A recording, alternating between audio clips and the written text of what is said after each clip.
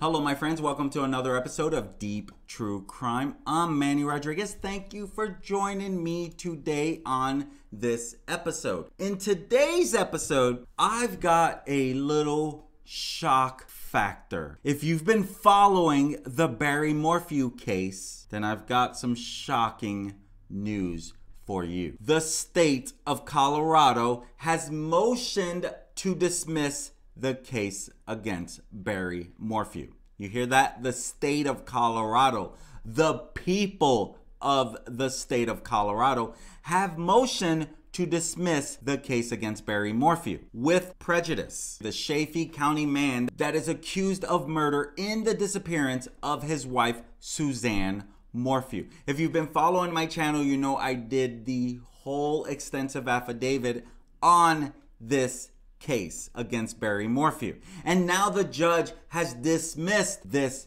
case. And this comes hours after prosecutors requested the dismissal this morning. The trial was set to go to court in about 10 days. And Suzanne disappeared after leaving her home for a bike ride on Mother's Day 2020. And what happened remains a mystery. This highly publicized case was moved from Chaffee County to Fremont County earlier this year. Now, the 11th Judicial District Attorney, Linda Stanley, she filed a motion to dismiss without prejudice, which means the prosecutors could file charges against Mallory Morphew at a later date.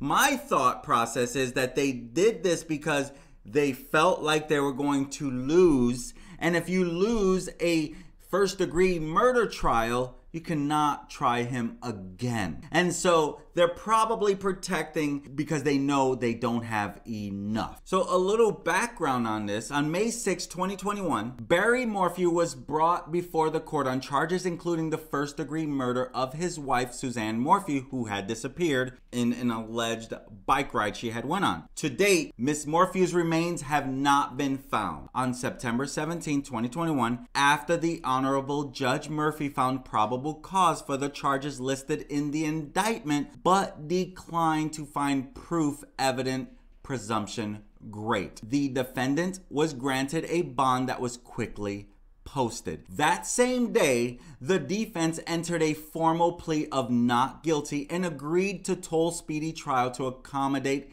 a trial date slated to begin on May 3rd, 2022. In subsequent filings, the court added a few extra days of trial in anticipation of a more extensive jury selection period. The trial was scheduled to begin April 28, 2022, which is about 10 days from today. Throughout the pendency of this case, the people of Colorado and law enforcement have been unrelenting in their search for Miss Morphew. For some time, a single location has been the target of ongoing investigation. For the reasons expressed below, the people have a good faith reason to believe further investigation into this matter is essential to answering the most consequential question presented by this case, as this search cannot be accomplished in the coming weeks due to weather and snowpack conditions. The people of the state of Colorado respectfully asked this court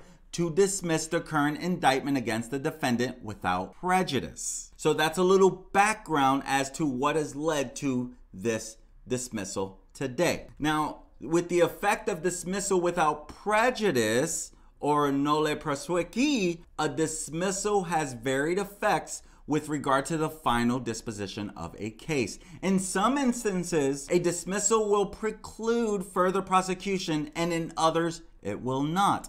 A dismissal without prejudice, or nolle prosequi, is a formal declaration of record by the prosecutor that the government will not prosecute the current case further. It is a discharge without an acquittal, and it is not a bar to a subsequent prosecution for the same crimes. A nolle prosequi order is not the final disposition of a criminal case, but leaves the matter in the same condition as before the charges were filed. Thus, the indictment against the defendant would function as a nullity upon its dismissal without prejudice. Their argument, good faith basis to dismiss as an offer of proof, the people and law enforcement believe we are close to discovering the victim's body. The people were hopeful that the search for and the discovery of the victim's body would be concluded well before trial. But weather has complicated the efforts.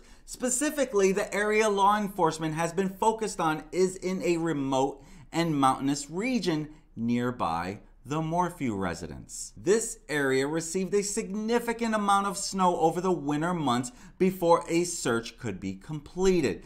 To date, the area has 5 feet of snow concealing the location where the people believe Miss Morphew is located. As a result, the people cannot safely excavate this area and resolve this unanswered question. By filing this motion, the people have complied with Rule 48A, a motion to dismiss submitted in writing, publicly available, proffered in open court, and accompanied by a statement summarizing the reasons for the actions. Given the timing of this motion before trial, the defense does not need to consent and does not have standing to object. The court need only resolve the question of whether or not the motion was filed in good faith, such that clear and convincing reasons exist which further the interests of justice for the public and the defendant.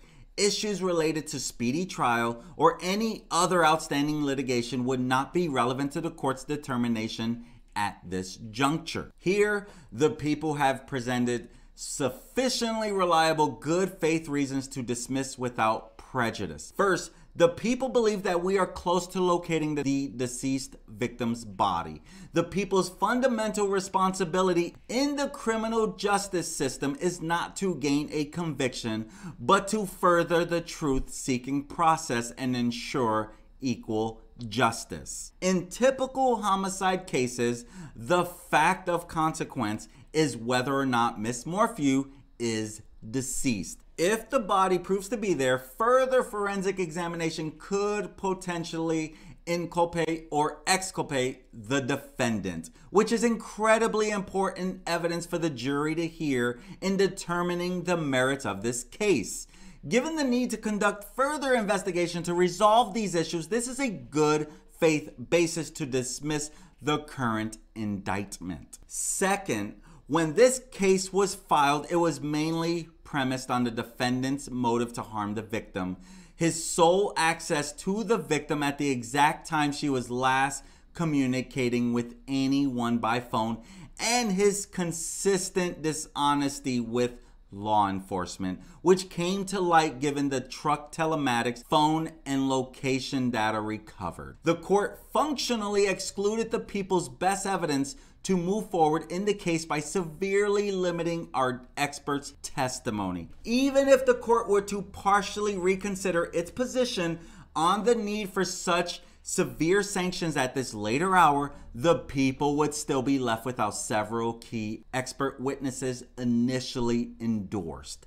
Without the crucial evidence and without the victim's body, the people cannot move forward at this time in good faith. Ethics demand that prosecutors proceed to trial only in circumstances where a reasonable likelihood of success exists, which, given the court's current rulings and the uncertainty of any further rulings, is impossible to completely ascertain. This assessment of the remaining evidence is an additional good faith basis for this motion to dismiss without prejudice. They go on to share in this motion to dismiss without prejudice, the interests of the public and defendant are furthered by dismissal. The ongoing investigation into the location of the body must be resolved to further the interests of the public. The public seeks a swift resolution of this case, but more than anything, seeks an indisputable answer as to whether or not Miss Morphew is dead before her killer can be held accountable. This motion also protects the defendant, as it spares him from a jury's fast approaching and potentially unfavorable verdict. The defendant's bond would be discharged and the case would be a nullity. In the event the case is refiled, the defendant retains all of his rights to further litigation and perhaps collateral estoppel on issues already decided. As such, the defendant's position would be no worse and perhaps even stronger should the case ever be refiled. And they also talked about the victim's rights contact. The people spoke with Melinda Moorman Beaumonk, the victim's sister and primary representative for the Moorman family. Miss Moorman Beaumonk relayed her agreement with the motion to dismiss and expressed her wishes that we ultimately resolve absolutely whether or not her sister is dead prior to further prosecution. The people also spoke with Andrew and David Moorman, the victim's brother. They are also in agreement with this motion. For obvious reasons, the people have not endeavored to speak with Macy or Mallory Morphew, but would be happy to hear their position in court. As such, given the ongoing investigation, the state of the evidence, and the position of the victims, the people asked this court to dismiss the case at this time. This dismissal is in the best interest of justice, the people, and defendant, and the public. And this is dated this morning, April 19, 2022. Respectfully submitted, Linda Stanley, District Attorney. You see, last month, a judge in Fremont County ruled some expert witnesses for the prosecution in this upcoming trial could not testify as experts. Some of the witnesses include a canine handler who helped in the search for Suzanne after she disappeared in May of 2020. Another expert who won't be able to testify for the prosecution is a Colorado Parks and Wildlife expert on tranquilizer darts. Those two are now among 12 out of 14 expert witnesses who were not allowed to testify as experts for the prosecution. Now, last summer, a former FBI agent revealed investigators found a tranquilizer dart cap in the dryer in the family's home. I'm still shocked Barry Morphew gets to walk free.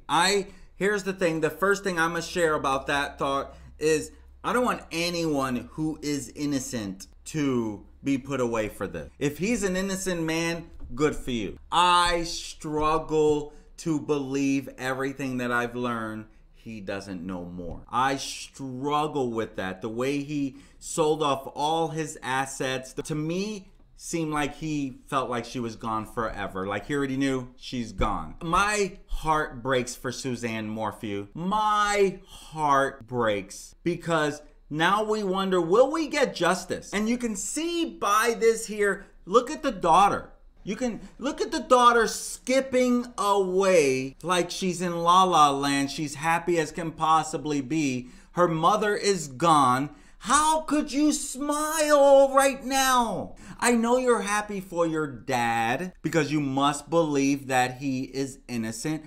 But how could you be smiling and looking so happy? And your mom has been gone for almost 2 years now. Hear what Iris Ayton had to say. Can you discuss what the motion for dismissal discussed about their continuing investigation towards possibly finding a body? First, I want to say that Mr. Morphew not only was presumed innocent and still is presumed innocent, he is innocent. And these charges were false from the beginning. The affidavit that was filed in this case was egregious and wrong and had so many misstatements that carried it through to a preliminary hearing where more lies and perjury were committed in order to get Mr. Morphew wrongfully convicted. Now we know today from the motion to dismiss that was filed by Ms. Stanley in her office that the reason why they're dismissing it is because now they believe that they need to find a body in order to proceed with any kind of charge against somebody who might be responsible for her disappearance. Today is the first day the prosecution has ever stated that that would be a consideration in a charge of murder against another person, including Mr. Morphew. Forever they have stated that they don't need a body, that a body is irrelevant. But you need to know that in this case, there has been not a single ounce of physical evidence that has been found connecting Mr. Morphew to this alleged crime.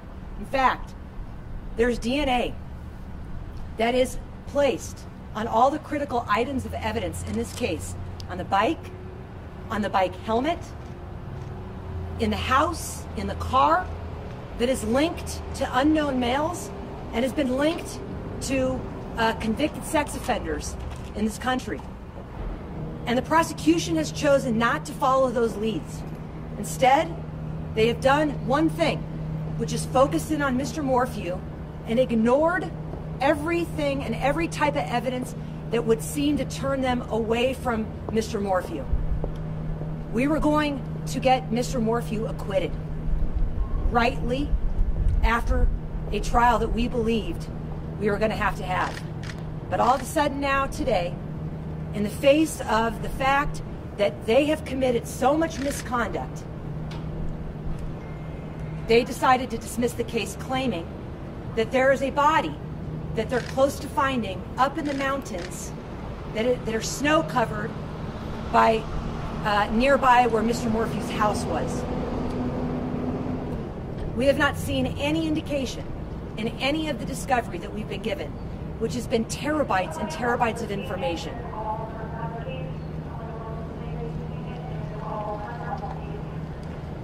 What was Barry's reaction and the daughter's reaction when they heard this news? Barry and his daughters are relieved, but they're sad because they too want to know where Suzanne Morphew is. You know, there's been a lot of press and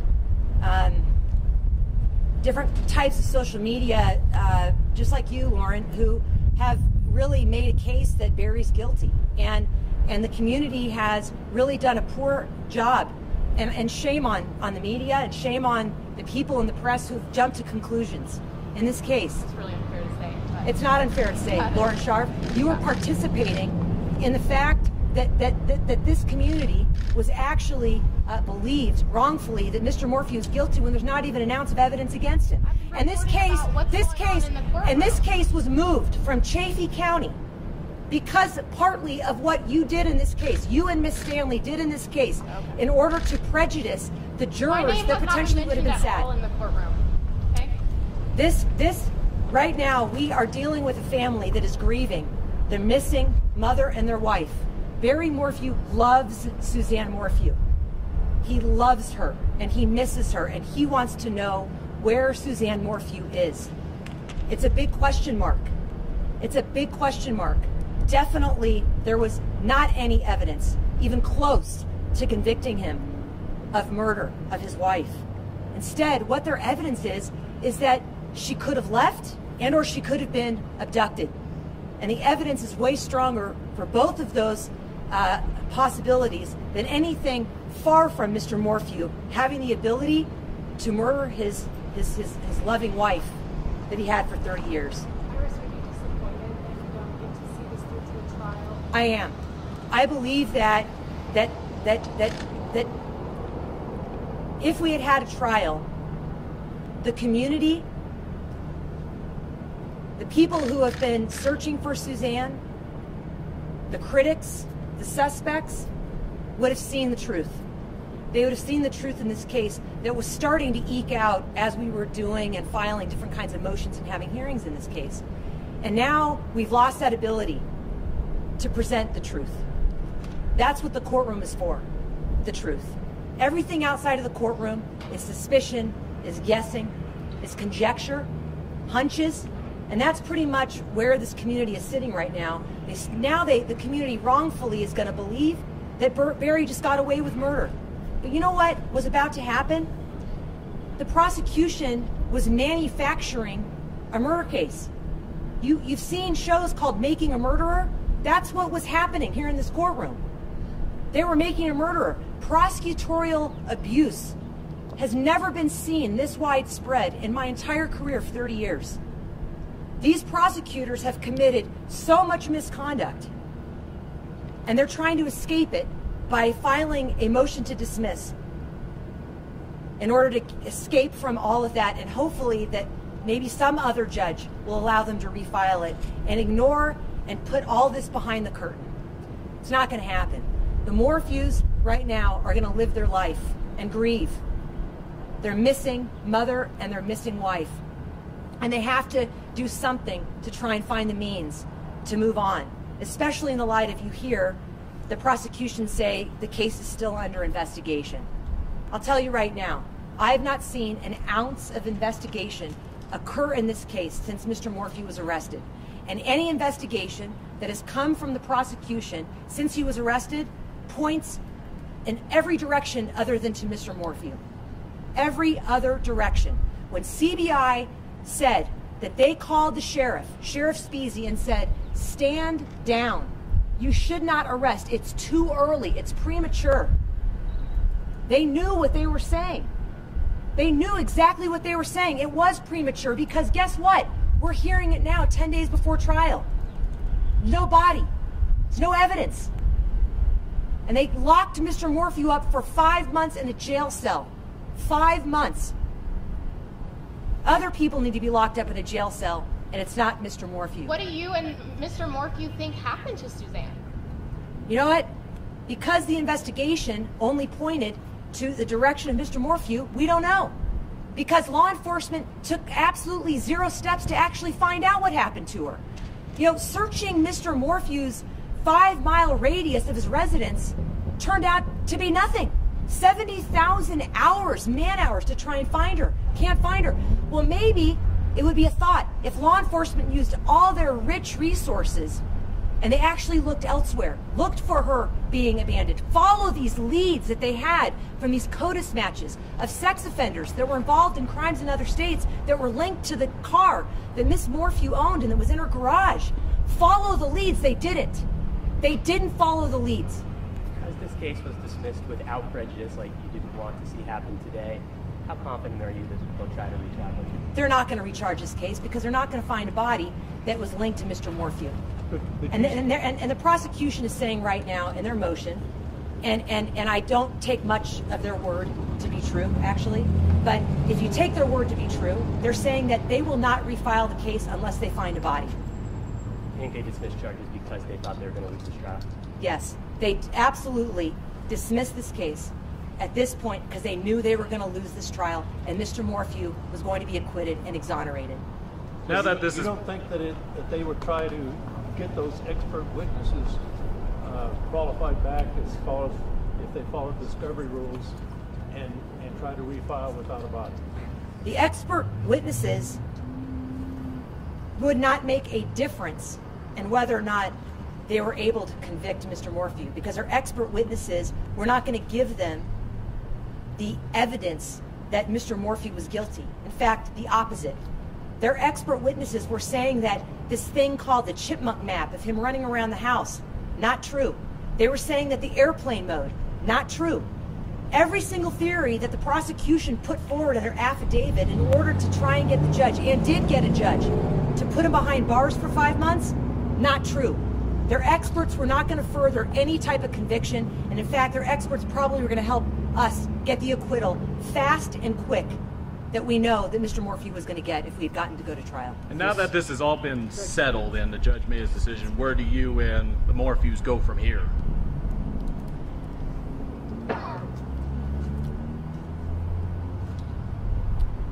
You know, I know that the Morphews have been under so much, the Morphews have been under so much stress and pain and agony over the last 2 years with the spotlight on them.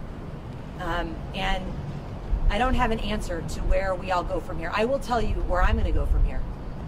I'm going to do something about prosecutorial abuse in this state and in this country.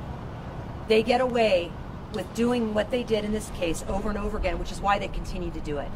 And you know, in this case, they did it on such a high-profile case with this team that had to catch every single time that they lied and made misstatements. People who are represented by the Public Defender's Office don't have the luxury of the resources that Mr. Morphew was able to put forward. And so we wonder how many innocent people, how many wrongfully convicted people has the 11th Judicial District put behind bars based on the conduct that we're seeing in this case with this spotlight that it was. So my intent is to change the way that people perceive prosecutors who are peace officers. They're law enforcement officers, and they're held to a higher standard. And they certainly didn't show it here. District Attorney Linda Stanley hasn't been in court in months. She was the one who was speaking in front of the microphones about a year ago when Barry was first arrested. Did it surprise you that this was the first time that she was in court in months when she was dismissing charges? Yeah, frankly, it did surprise me that this was the first time I've seen Ms. Stanley in court, other than the 2 other times. So Ms. Stanley was in front of cameras just like this at the press conference, making unethical statements that she should not have been making, that the court issued a gag order on her in October of 2021 as a result of.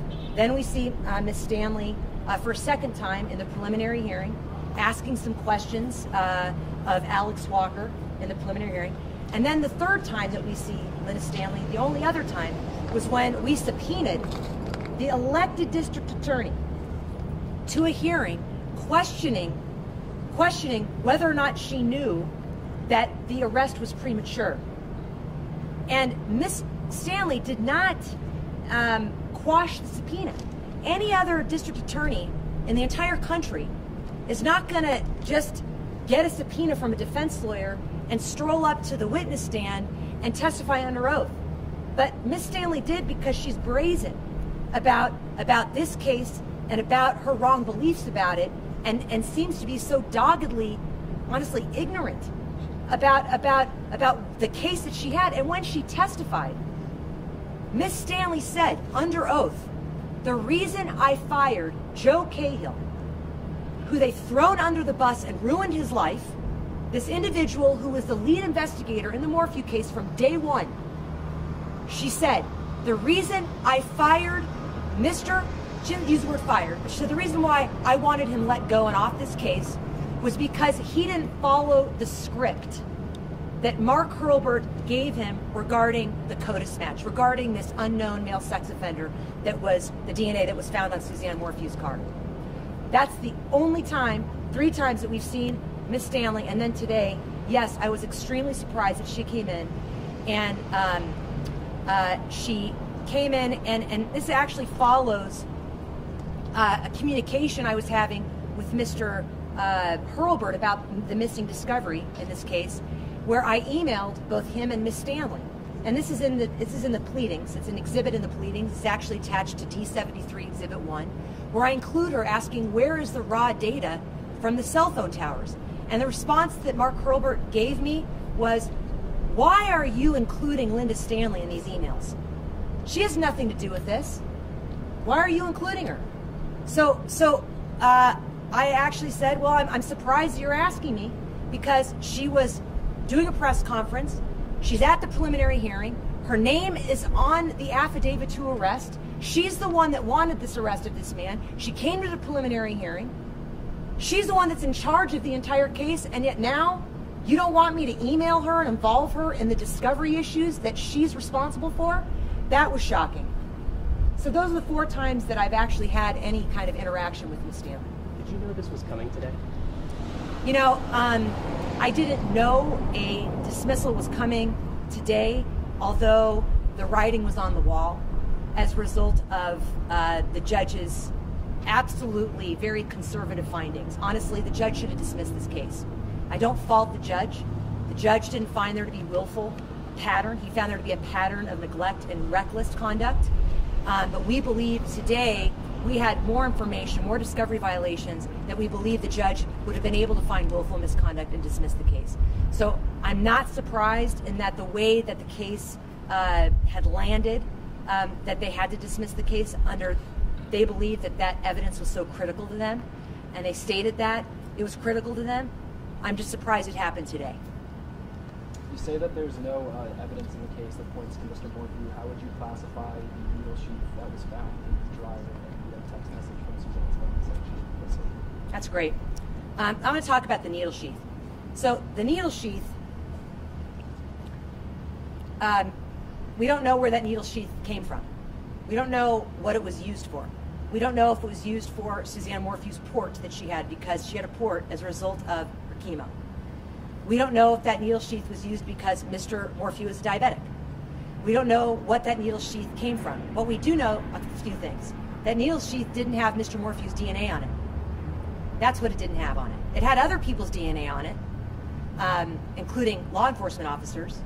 But so we know it wasn't cleansed in some way. So it had, and it was just lying at the bottom of a dryer drum with a bunch of other clothes and sheets. It wasn't, in a pair of shorts that were Mr. Morphew's as he's walking around and had his DNA all over it. And or Miss Morphew's DNA, for the matter. It didn't have her DNA on it either.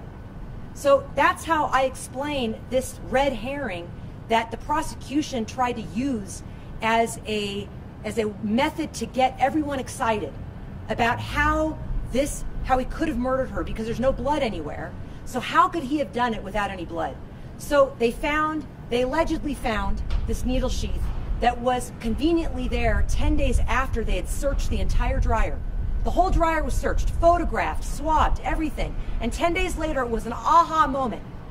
We played in the preliminary hearing where the police officer finds this needle sheath and you hear it drop, clink, clink, clink, clink, clink. And he calls back to his fellow officer and he says, "Hey, do you see this? I have something that's going to make you very happy." Quote, "That's the needle sheath." And the texts that are found in Miss Morphew's phone, it's funny that they produce one text message in her phone of messages that we know are pinging all over the place, and something that we know, they keep saying there's proof of life. What the prosecution knows and the public doesn't know is that her phone was making phone calls when she was supposedly dead on March 9th in the evening. Her computer was working on May 9th when she was supposedly dead. So the evidence that has been revealed through the affidavit is incorrect and false. So that's what I think of those two evidentiary items. How many people are on your team, do you say? It takes really a lot of people to fight the government. So right here, there's 7 of us standing here, and it's been, and there's more that just aren't standing here, but there's more people that have been involved in, cataloging the discovery and indexing what we have, knowing what we don't have, and including, the experts we've had to consult with to figure out really what the truth is. So, it's been a massive effort, and, if Mr. Morphew didn't have the resources, he could be wrongfully convicted. And that's a statement about our justice system, is that prosecutors are so powerful. They wield such threat to our safety and peace and justice, and they abused it in this case. And who knows how many other people that don't have these resources they abuse. Thank you. Could we just have you say and spell your name really quick? Yes. My name is Iris Eaton. It's spelled IRISEYTAN. So there you have it. The case is being dismissed. You've heard from the prosecutor. You've heard from the defense attorney, Iris Eaton, and what she was sharing. And now that we know this case has been dismissed, we'll wait to see what happens next. My guess is we haven't heard the last of this. My friends, I'm Manny Rodriguez. Make sure that you smash that subscribe button. That way you know when I upload content, you get notified and you can follow along. If you have any requests on anything you'd like us to discuss, let me know in the comments. My friends, I'll talk to you later. Peace.